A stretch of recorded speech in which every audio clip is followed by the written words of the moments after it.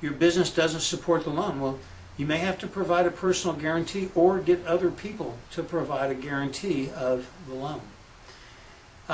You can also borrow money from other types of lenders, asset-based lenders.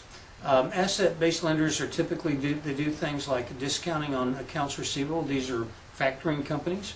They'll finance inventory. There are companies out there that are very specifically focused on financing certain types of inventory, heavy equipment inventory, retail inventory, clothing type of inventory. I mean, there's a lot of different companies that are into the inventory financing business, and they have very specific niches because they have channels for disposing of the inventory. They have relationships and history in the industry, so they understand the industry well. Again, accounts receivable you can get about 75% financing on. Inventory about 50 cents on the dollar.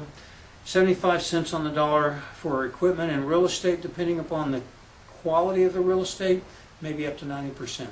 Real estate comes with a lot of different levels of quality. In the commercial real estate world, properties are either A properties, B properties, or C properties, and that has to do with the quality of the fit and finish of the property, and how old it is, and how well it's maintained, and how large it is. There's also properties that are under triple net lease and they're fully leased, and there's properties that are empty.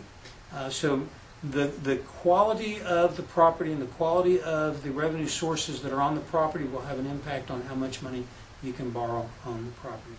Vendor financing is good. Equipment supply financing is good.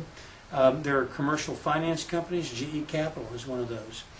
Savings and loans and other types of sources. Stockbrokers, well, I have known a few stockbrokers that will invest, but usually they're not at all interested in lending money. You have to get a special type of stockbroker before they're going to be willing to put you in touch with their big money people. You better be well known to that stockbroker before that'll happen. Credit unions, private placements. Private placements are what we were talking about when we went through the 504, 505, and 506C.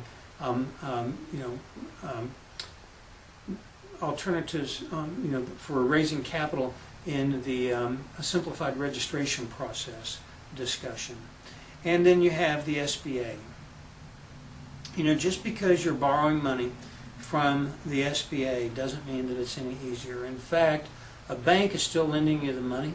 The SBA will guarantee the bank against their losses, but if the bank has to go get the money from the SBA, that looks bad, so the bank is going to be just as careful about borrowing money with an SBA, or lending money with an SBA guarantee behind it as they are without. So just because you're trying to get SBA money doesn't make it any easier. In fact, it makes it more complicated, because not only do you have to meet the bank's lending requirements, but you also have to meet the SBA lending requirements. You'll probably need the help of an SBA lending specialist if you're going to go through that process.